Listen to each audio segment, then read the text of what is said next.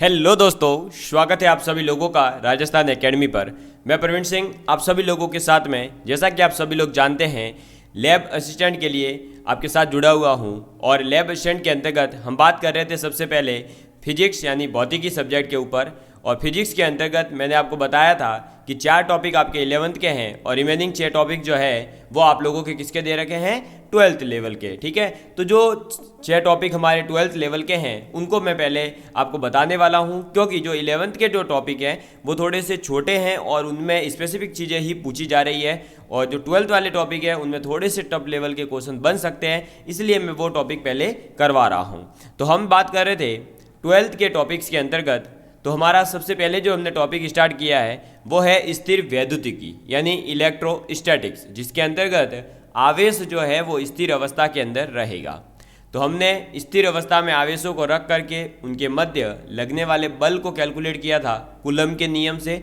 उसके बाद में एक आवेश के द्वारा उसके जो चारों तरफ उत्पन्न एक क्षेत्र होता है उसे कहते हैं विद्युत क्षेत्र, और इस विद्युत क्षेत्र के बारे में पढ़ा था। इस विद्युत क्षेत्र को प्रदर्शित करने के लिए, निरूपित करने के लिए जिन रेखाओं का सहारा लिया जाता है उन रेखाओं को कहा जाता है, या उन रेखाओं के द्वारा निरूपित किया जाता है जिन्हें हम विद्युत क्षेत्र रेखाएं कहते हैं, या विद्युत बल रेखाएं भी कहा जाता है।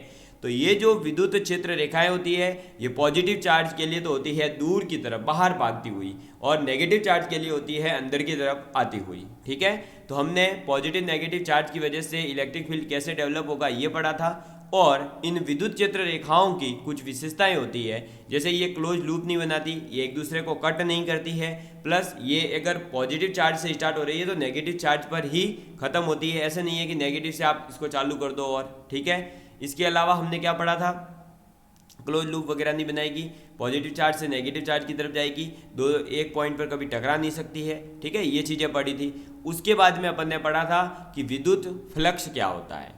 तो किसी भी एक बंद पृष्ठ से जितनी संख्या में विद्युत क्षेत्र रेखाएं उसे पार करती है उन विद्युत क्षेत्र रेखाओं की संख्या को ही हम क्या कहते हैं, विद्युत फ्लक्स कहते हैं। ये जो विद्युत फ्लक्स होता है इसके बारे में हमने एक तो फॉर्मूला पढ़ा था कि फाई इज इक्वल टू क्या होता है, फाई इज इक्वल टू होता है ई डॉट एस। क्या पढ़ा था, ई डॉट एस। ठीक है, ई डॉट एस के अंदर ये दिक्कत आ रही थी कि हर जो आकृति है या जो बंद पृष्ठ अपन को दे रखा होगा वो बंद पृष्ठ के पास में उतनी ही, मतलब आप उस बंद पृष्ठ का एरिया या इलेक्ट्रिक फील्ड जो है निकाल सकें, ये जरूरी नहीं है। कैसा भी आकृति अगर दे रखी है तो हम उसका एरिया कैसे निकालेंगे। तो इस चीज़ को हटाने के लिए, इस समस्या का समाधान करने के लिए जो है गॉस ने एक नियम दिया था। गॉस ने क्या नियम दिया था कि electric flux is equal to होता है टोटल जितना चार्ज उसके अंदर है वो बटे एप्सिलॉन नॉट। तो फाई इज इक्वल टू होता है क्यू अपॉन में एप्सिलॉन नॉट, और इसे किसने दिया था, तो गॉस महोदय ने दिया था, जिसे गॉस लॉ के नाम से जाना जाता है। ठीक है, तो इस गॉस लॉ के बारे में अपन ने पूरी डिटेल में समझा था। और अब भी आगे मैं गॉस लॉ से संबंधित ही कुछ इंपॉर्टेंट पॉइंट बताने वाला हूं, जिन पॉइंट्स के बेस पर सीधे सीधे एग्जाम में क्वेश्चन आए हुए हैं। आईआईटी, जेईई मेंस, नीट, आपका जीपमर, बिट्स पिलानी वगैरह जो अलग अलग एग्जाम होते हैं वहाँ जिस लेवल के क्वेश्चन पूछे हैं वही चीज़ें हमारे लैब असिस्टेंट के फिजिक्स में पूछी जा रही है, केमिस्ट्री में पूछी जा रही है, बायोलॉजी में पूछी जा रही है। तो मैं वहाँ के ही क्वेश्चंस को आधार मानते हुए और उसी टाइप के क्वेश्चंस आपको करवा रहा हूँ। ठीक है दोस्तों, तो चलिए फिर अब बात करते हैं अपने आगे गॉस लॉ से संबंधित अन्य इंपॉर्टेंट बिंदुओं पर। बात आ जाती है सबसे पहले नोट पॉइंट के अंदर। पहला पॉइंट है कि जो हमारे पास में फॉर्मूला है, फॉर्मूला कौन सा है गॉस लॉ के अकॉर्डिंग, कि phi is equal to summation of Q upon epsilon naught. तो यहाँ पर जो ये समीशन ऑफ क्यू है, ये जो है ना वर्ड, ये देखो, ये समीशन ऑफ क्यू जो टर्म है ये बंद पृष्ठ में परिबद्ध आवेशों के बीजगणितीय योग को व्यक्त करता है। समझ में आ गई बात, यानी कि किसी भी बंद पृष्ठ के अंदर टोटल कितना आवेश रखा हुआ है उसका बीजगणितीय योग करेंगे। बीजगणितीय योग यानी उसको टोटल सम कर देंगे अपन। ठीक है, बीजगणितीय मतलब एल्जेब्रिक रूप से, यानी सीधे सीधे जोड़ोगे, वेक्टर सम वगैरह नहीं करना है। ठीक है, और उसका बीजगणितीय योग करेंगे, फिर जो नेट आएगा आपके पास में, जो बचा कुछ आएगा, वही आवेश उस समीशन ऑफ क्यू की जगह पर आ जाएगा। जैसे अपन ने ये एक बंद पृष्ठ लिया जिसके अंदर एक है प्लस क्यू चार्ज, एक है माइनस 2 क्यू चार्ज, एक है प्लस 3 क्यू चार्ज, एक है प्लस 4 क्यू चार्ज। ठीक है, इन सभी को अपन क्या कर देंगे, जोड़ देंगे। तो Q minus 2Q plus 3Q plus 4Q कितना आ जाएगा, 6Q। कितना आएगा, 6Q। तो ये ही 6Q जो है समीशन ऑफ Q कहलाएगा। समझ में आ गई बात।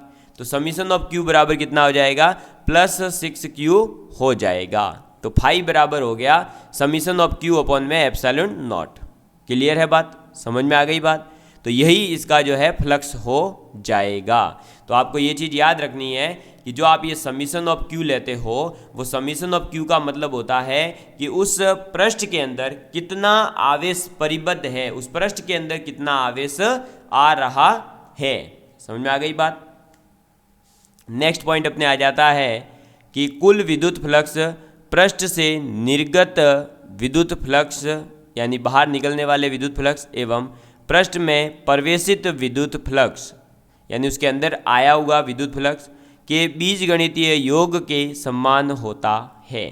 इसका मतलब है कि मान लीजिए ये कोई एक पृष्ठ है अपने पास, ठीक है, जिसमें मान लो कि चार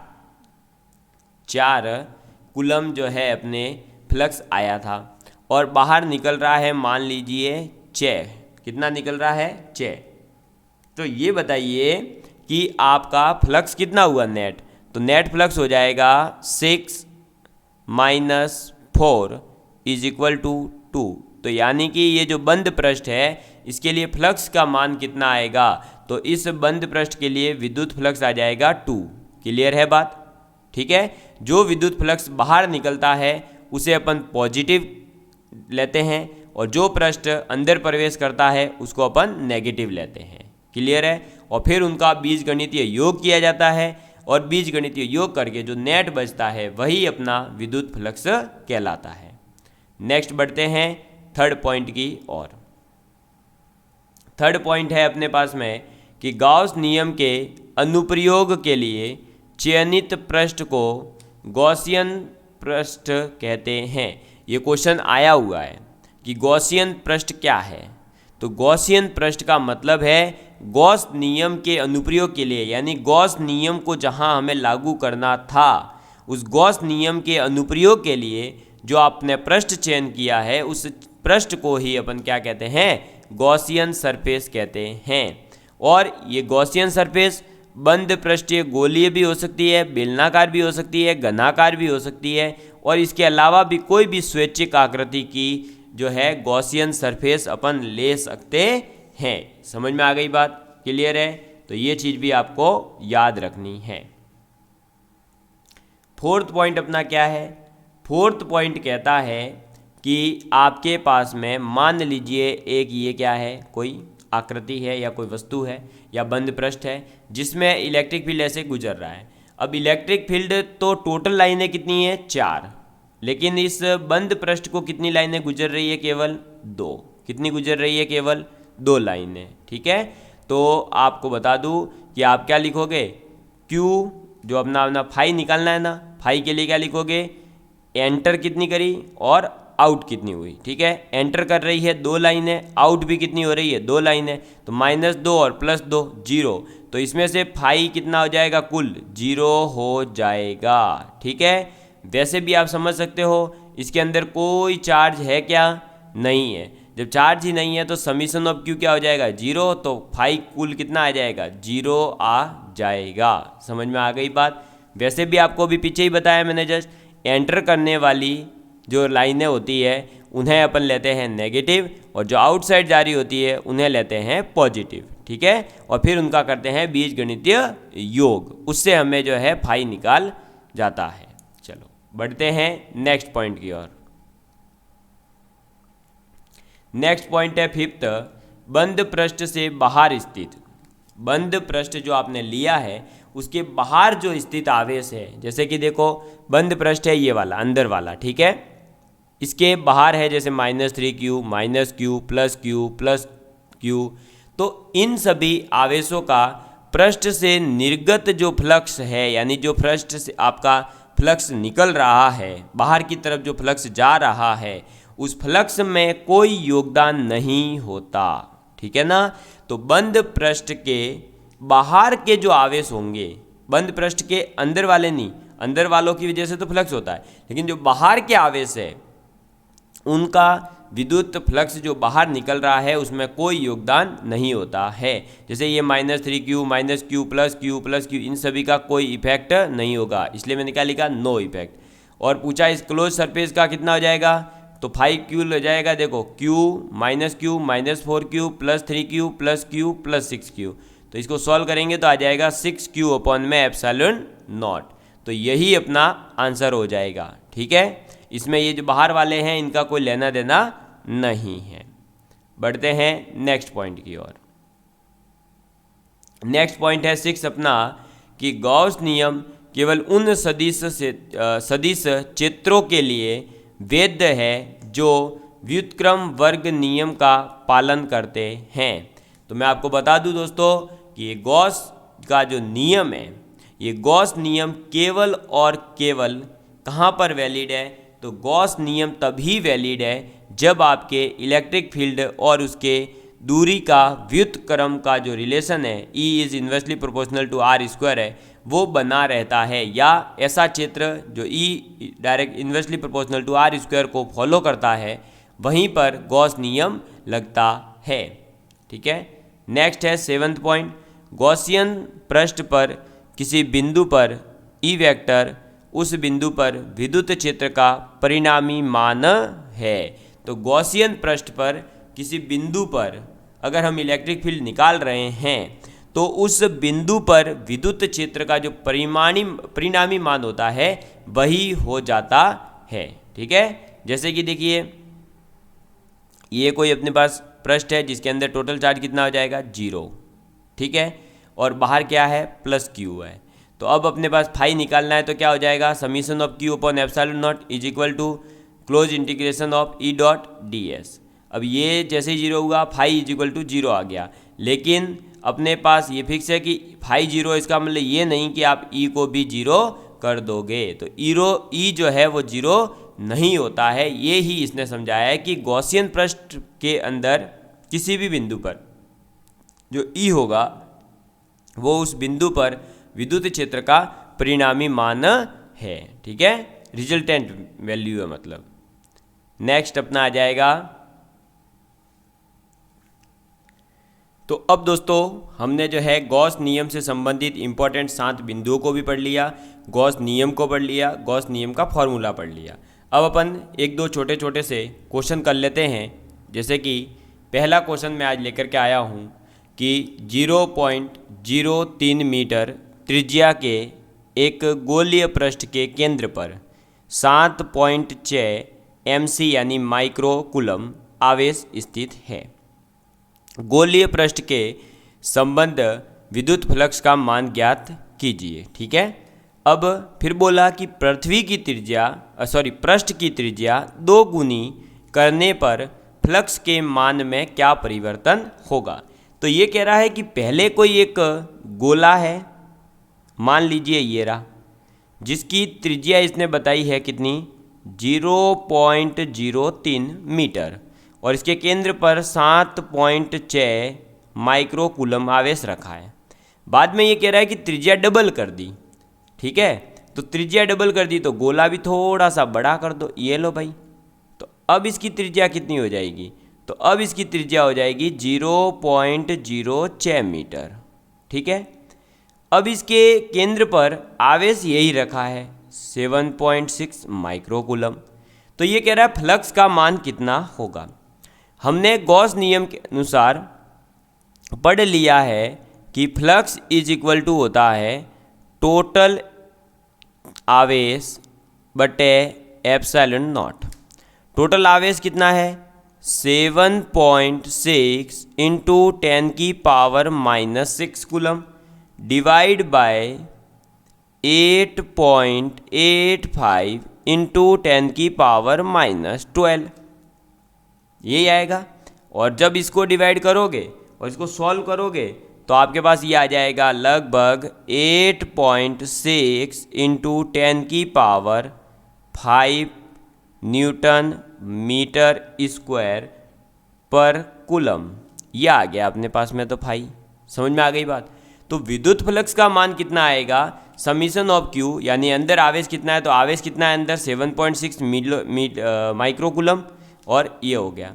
अब इस केस में क्या होगा, अरे भाई इस केस में भी समीशन ऑफ क्यू तो कितना आएगा 7.6 माइक्रो कूलम, और एप्सिलॉन नॉट जो कांस्टेंट है। तो इसका मतलब क्या हुआ, इसका मतलब हुआ कि भाई साहब गोले की त्रिज्या डबल करो, ट्रिपल करो, चौबल करो, कितनी भी करो, फ्लक्स जो है वो अपरिवर्तित ही रहेगा। क्यों, क्योंकि गाउस का नियम, ये लिख लो आप, गाउस नियम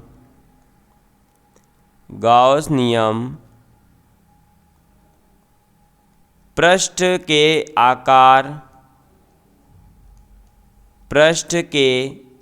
आकार पर निर्भर नहीं करता।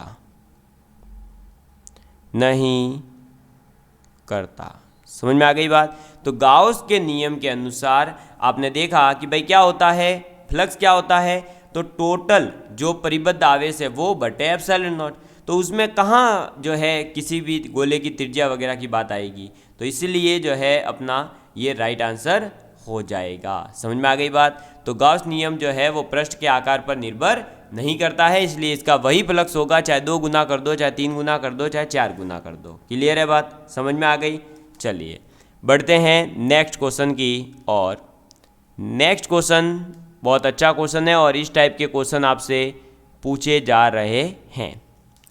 देखिए मैं आपके सामने गोला बना देता हूँ पहले, 1 मिनट, ये 1 मिनट रुकिएगा। ये देखिए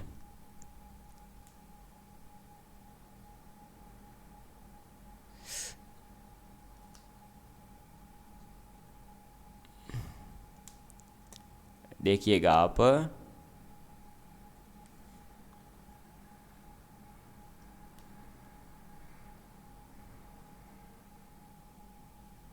देखो क्या टेक्नोलॉजी आई है ना। ये देखिए अब ये यहाँ पर क्यू आवेश रखा है, ठीक है। अब देखिए क्वेश्चन क्या है, क्वेश्चन है कि भाई अपने पास में जो चित्र दे रखा है, इसके केंद्र पर एक क्या है, आवेश क्यू रखा हुआ है, अर्धगोला है, ये आपको दिख ही रहा है। तो इस अर्धगोले के पृष्ठ से पारित होने वाला कुल विद्युत फ्लक्स क्या होगा, यानी कि आपको निकालना है फाई।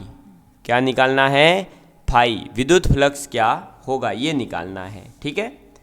तो सबसे पहले मैं आपको बता दूं, जब भी ऐसा क्वेश्चन आएगा तो आपको क्या करना है, गाउस का नियम ही लगाना तो है, ठीक है। गाउस का नियम कब लगता है ये आपको बात पता है कि जब बंद पृष्ठ हो, ठीक है।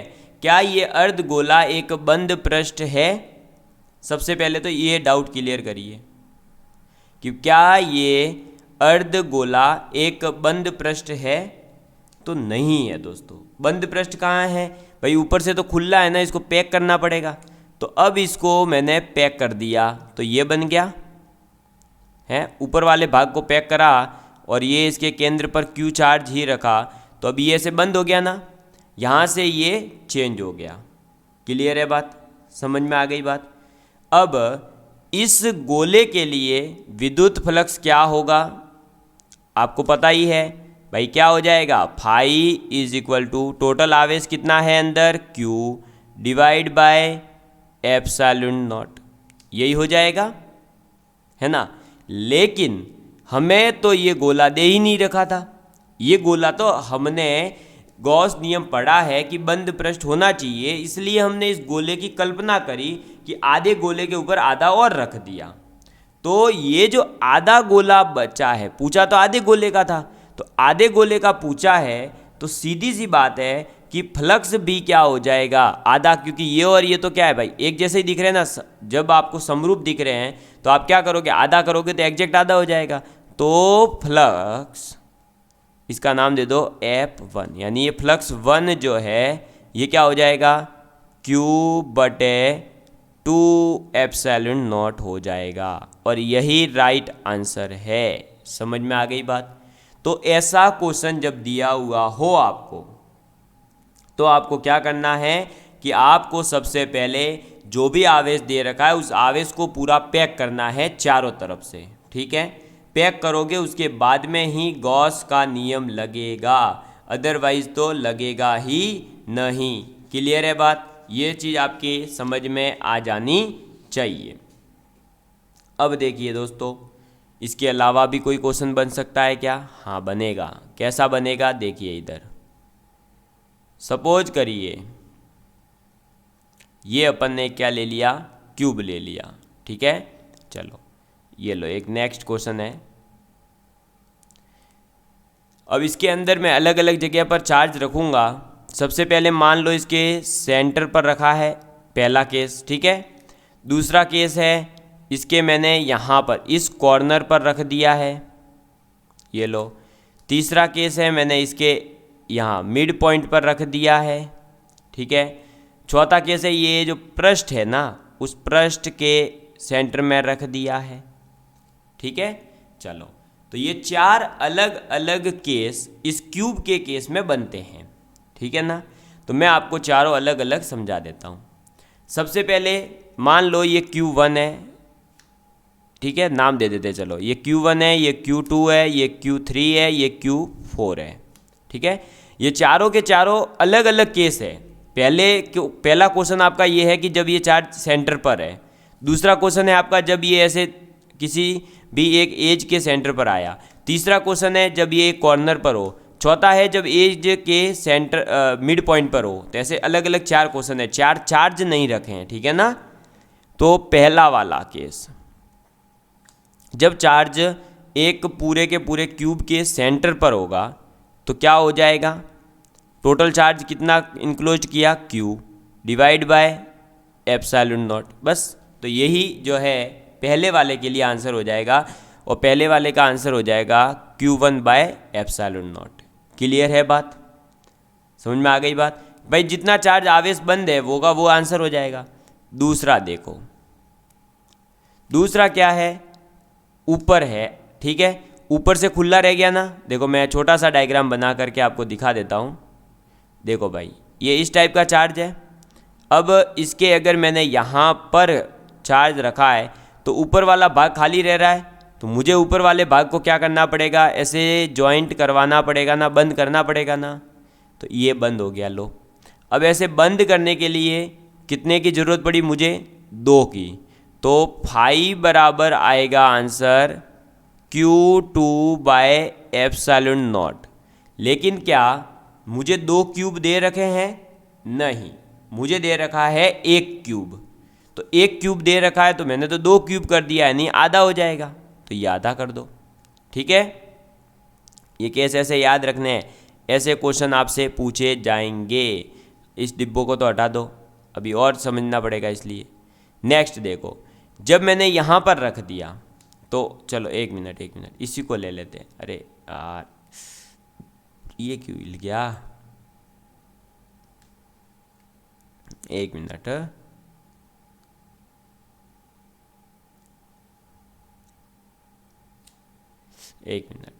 ये क्यों हिल रहा है, इसको लेते हैं अपन। ये हिल के कहाँ जा रहा है भाई, तू आना रे। हाँ अब आएगा। देखो अब थर्ड वाला केस अपन समझेंगे। थर्ड वाले केस में क्या है, यहाँ पर रखा है। ठीक है, यहाँ रख दिया है। अच्छा एक मिनट, थर्ड वाले केस में यहाँ रखा है, इसका मतलब ये चारों तरफ से खुला है। तो अब देखिए इसके लिए क्या करना पड़ेगा, सबसे पहले तो इसके पास में ऐसे पैक करना पड़ेगा। ठीक है, ये 2 आ गए। फिर ऐसे कैसे 2 इसके सामने लाने पड़ेंगे, और ऐसे 2 ऊपर आएंगे, और ऐसे कैसे सामने भी 2 आएंगे। तो टोटल हमें कितने क्यूबों की आवश्यकता होगी, टोटल हमें 8 क्यूब चाहिए होंगे, तब जाते ये एक आवेश बंद होगा, है ना। कितने क्यूबों की ज़रूरत होगी? 8 क्यूबों की। भाई देखो, एक जस्ट इसके पास इधर आएगा, एक हो गया, तब भी इधर वाला भाग खाली रहेगा ना सामने वाला, तो 2 सामने आएंगे यानी 4 हो गए, और 4 एग्जैक्ट इनके ऊपर आएंगे। तो थर्ड वाले का आंसर कितना होगा? अपने को केवल 1 से निकालना था, और अपन क्यूब कितने लगा रहे हैं? 8, तो 8 से डिवाइड हो जाएगा, तो 8 एप्सिलॉन नॉट हो जाएगा। ठीक है। चौथे वाले में देखो, चौथे वाले में तो भाई आधा इधर है, इसके एक तो पास में इधर आएगा और सामने 2 आ जाएंगे, यानी 4 की ही ज़रूरत पड़ेगी। 4 की ज़रूरत पड़ेगी यानी कि ये हो जाएगा Q4/4 एप्सिलॉन नॉट। समझ में आ गई बात आपके? तो ऐसे ये जो है एक घन यानी कि एक क्यूब के अंदर अलग अलग 4 पोजीशन पर आवेश को रखा जा सकता है और आपसे पूछा जा सकता है कि आप बताइए विद्युत फ्लक्स कितना लग रहा है। समझ में आ गई बात आपके? तो ये इस प्रकार से, अब देखो, अब अगर इसका मुझे फ्लक्स निकालने को बोलता तो मैं कैसे इसका एरिया निकालता, कैसे इसका जो है इलेक्ट्रिक फील्ड निकालता? तो इस समस्या के समाधान के लिए ही तो अपन ने गॉस नियम पढ़ा है। गॉस नियम एक ही बात कहता है, कहीं पर भी आवेश हो उसको बंद कर दो, बस आवेश को बंद कर दो, आपको उस पूरे के पूरे बंद फील्ड का जो है क्या मिल जाएगा? क्या मिल जाएगा? विद्युत फ्लक्स मिल जाएगा। बस ध्यान क्या रखना है कि आवेश चारों ओर से पैक हो, किसी भी ओर से खुला नहीं होना चाहिए। समझ में आ गई बात? तो ये चीज़ का अपन ने ध्यान रखा है। तो आपको मैंने ये क्वेश्चन करवा दिया गॉस नियम पर बेस्ड, आपके समझ में आ गया होगा। और एक है ये क्यूब वाले, ये 4 अलग अलग क्वेश्चन हैं, एक में ही मैंने बता दिए, समझा दिए कैसे आपको चार्ज को पैक करना है। ठीक, चलिए अब बढ़ते हैं अपन आगे की तरफ, और आगे अपने आ जाते हैं गॉस नियम के अनुप्रयोग। क्या आ जाते हैं? गॉस नियम के जो अनुप्रयोग है उनकी अपन बात करेंगे, इसके अनुप्रयोगों के बारे में बात करेंगे, यानी यूजेज ऑफ या एप्लीकेशन ऑफ गॉस लॉ के बारे में अपन बात करेंगे। ठीक है। हाँ, अगर आप 12th क्लास में होते तो ये जितने भी फॉर्मूले बताऊंगा वो मैं आपको डेराइव करवा के पूरा समझा के करता, लेकिन आपको लैब असिस्टेंट का एग्ज़ाम देना है, अपने को केवल एग्ज़ाम निकालना है।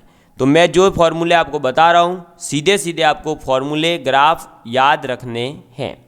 ठीक है, क्योंकि हमारे को डेरिवेशन नहीं पूछा जाएगा और डेरिवेशन हमारे कोई काम भी नहीं आएगा।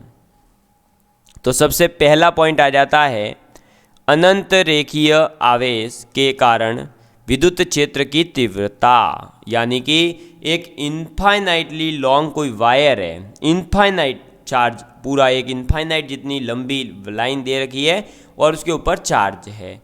उस इनफाइनाइट लाइन की वजह से जो आपका इलेक्ट्रिक फील्ड होगा वो हमें निकालना है। ठीक है, तो ये रहा हमारे पास में वायर, इनफाइनाइट अनंत रेखीय आवेश की है, और इससे मान लीजिए r दूरी पर कोई बिंदु P है जिस पर आपसे इलेक्ट्रिक फील्ड यानी विद्युत क्षेत्र पूछा जा रहा है। ठीक है, तो उसका इलेक्ट्रिक फील्ड जो होता है वो क्या होता है? तो वो इलेक्ट्रिक फील्ड होता है लैम्डा बटे 2πr एप्सिलॉन नॉट। ठीक है, लैम्डा बटे 2πr एप्सिलॉन नॉट। लैम्डा क्या है? तो लैम्डा होता है आपका रेखीय चार्ज घनत्व, या हम ये कह सकते हैं linear charge density. Linear charge density का मतलब है टोटल कुल आवेश कितना है उस वायर के ऊपर और उस वायर की लंबाई कितनी है, उसको अपन क्या कह रहे हैं? इसके अनुपात को लैम्डा कहते हैं। यह आपको एग्जाम में दे रखा होगा, आपको डरने की ज़रूरत नहीं है कि हम लैम्डा कहाँ से लाएंगे, क्या होगा। ठीक है, जब मैं क्वेश्चन अभी करवाऊंगा तो सब चीज़ें समझ में आ जाएगी। तो रेखीय आवेश घनत्व कहते हैं लैम्डा को, बस ये याद रखना। लेकिन क्या कहते हैं? लिख लीजिए, रेखीय आवेश घनत्व। ठीक है, तो अनंत रेखीय आवेश के कारण विद्युत क्षेत्र की तीव्रता कितनी होती है? E बराबर lambda upon 2πr epsilon not. ठीक है, और लैम्डा बराबर क्या होता है? टोटल चार्ज यानी Q अपॉन में L, उसकी लंबाई। ये क्या है लैम्ब्डा, तो ये है रेखीय आवेश घनत्व। अब ई और अगर आर के बीच में अपन ग्राफ बनाएं तो ई और आर का ग्राफ ऑब्वियस ही बात है इन्वर्सली प्रोपोर्शनल है, तो ऐसा वक्र जैसा बन जाएगा कि जैसे जैसे ई की वैल्यू बढ़ेगी वैसे वैसे आर की वैल्यू कम होगी, और जैसे जैसे आर की वैल्यू कम होगी बढ़ेगी वैसे वैसे ई की वैल्यू कम होती जाएगी। तो ये पहला ग्राफ है। और दूसरा ग्राफ किसके बीच है, तो ई और लैम्ब्डा के। तो ई और लैम्ब्डा डायरेक्टली प्रोपोर्शनल है, इसलिए डायरेक्टली प्रोपोर्शनल में क्या होता है, एक स्ट्रेट लाइन बनती है और वो भी स्ट्रेट लाइन सेंटर से पास होते हुए। तो ये पहला पॉइंट आपको याद रखना है कि अनंत रेखीय आवेश के कारण विद्युत क्षेत्र की तीव्रता होती है कितनी, ई बराबर lambda upon 2πr epsilon not. ठीक है, ये जरूर याद रखना और इसके ये दोनों ग्राफ याद रखना। अब मैं इस पर बेस्ड एक छोटा सा क्वेश्चन करवा देता हूँ। ठीक है, चलो पहले एक क्वेश्चन कर लेते हैं फिर इसको समझेंगे आगे।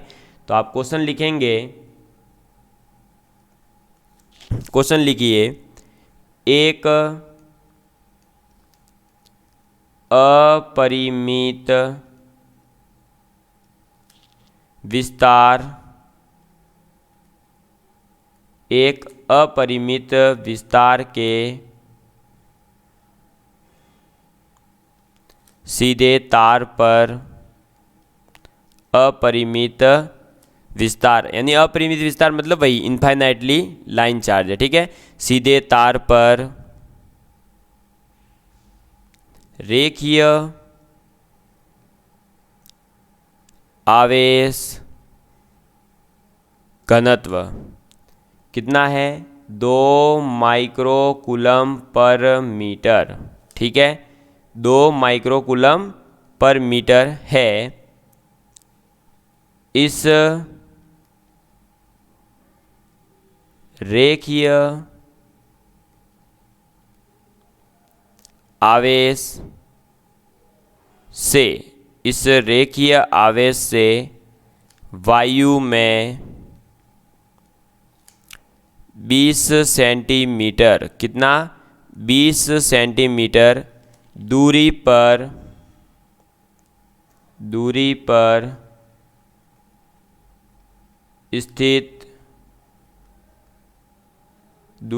स्थित बिंदु पर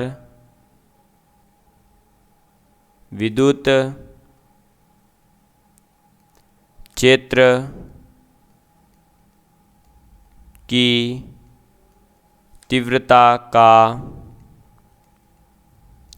मान ज्ञात कीजिए। ठीक है, एक अपरिमित विस्तार के सीधे तार पर रेखीय आवेश घनत्व है 2 माइक्रो कूलम पर मीटर, और इस रेखीय आवेश से वायु में 20 सेंटीमीटर की दूरी है। वायु में मतलब यही है कि इस वायर से 20 सेंटीमीटर दूर, बस ठीक है ना। हाँ, वायु मतलब अलग से कोई समझने मत बैठना, बस 20 सेंटीमीटर दूरी पर एक बिंदु है और उस बिंदु पर विद्युत क्षेत्र की तीव्रता कितनी होगी ये हमें ज्ञात करना है। समझ में आ गई बात। चलिए, तो अल्टीमेटली क्वेश्चन क्या है कि मान लेते हैं ये एक इनफाइनाइटली लॉन्ग चार्ज है और इससे कितना दूर है, 20 सेंटीमीटर, ये पी पॉइंट है। कितनी दूरी पर, 20 सेंटीमीटर की दूरी पर। इसका लैम्ब्डा यानी रेखीय आवेश घनत्व कितना दे रखा है, 2 माइक्रो कूलम पर मीटर। अगर ये रेखीय आवेश घनत्व नहीं भी लिख के दे तो भी अगर किसी भी संख्या के पीछे कूलम पर मीटर लिखा हुआ है तो आप समझ जाइए कि वो उसकी रेखीय आवेश घनत्व ही है। अब मैंने अभी जस्ट आपको बताया कि इनफाइनाइटली वायर के लिए इलेक्ट्रिक फील्ड कितना है, लैम्ब्डा बटे 2πr एप्सिलॉन नॉट, यही है। अब इसके अंदर वैल्यू पुट कर दो। ठीक है, तो एप्सिलॉन नॉट है, हम जानते हैं कि 1 में 4π एप्सिलॉन नॉट का मान 9 × 10⁻9 होता है। तो मैं क्या करूँगा, 2 से ऊपर मल्टीप्लाई कर दिया, 2 से नीचे भी कर दिया, तो ये क्या हो गया, 2 लैम्ब्डा अपॉन में 4 पाई एप्सिलॉन नॉट आर बन गया। और अब 1/4 पाई एप्सिलॉन नॉट की वैल्यू मुझे पता है, 9 × 10⁹ इंटू 2 इंटू लैम्डा की वैल्यू कितनी है 2 माइक्रोकूलम, यानी 2 × 10⁻⁻6 डिवाइड बाय हो जाएगा आर, और आर की वैल्यू है 20 सेंटीमीटर। 20 सेंटीमीटर यानी कि 20 × 10⁻2 मीटर। बस अब इधर काटा पीटी मचा दो सब जगह, देखो क्या हो जाएगा। तो ये 2 से ये हो जाएगा 10, ठीक है, और जो बचा है उसको लिख लेंगे। तो देखो 9 दूनी 18, ठीक, इंटू ये 10 × 10⁻1, तो ये -2 यानी -1 बन जाएगा। -1 ऊपर जाएगा तो प्लस का ये 1 बन गया। लो अब ये -5 आ गया और इधर है प्लस का 9, यानी कि आ जाएगा 10⁴। तो 18 × 10⁴ न्यूटन पर कूलम, और इसी को अपन लिख सकते हैं 1.8 × 10⁵ न्यूटन पर कूलम। आ गया इलेक्ट्रिक फील्ड अपने पास में। बस यही अपना राइट आंसर हो जाएगा। तो ऐसा क्वेश्चन सीधे सीधे आपसे एग्ज़ाम में पूछा जाएगा।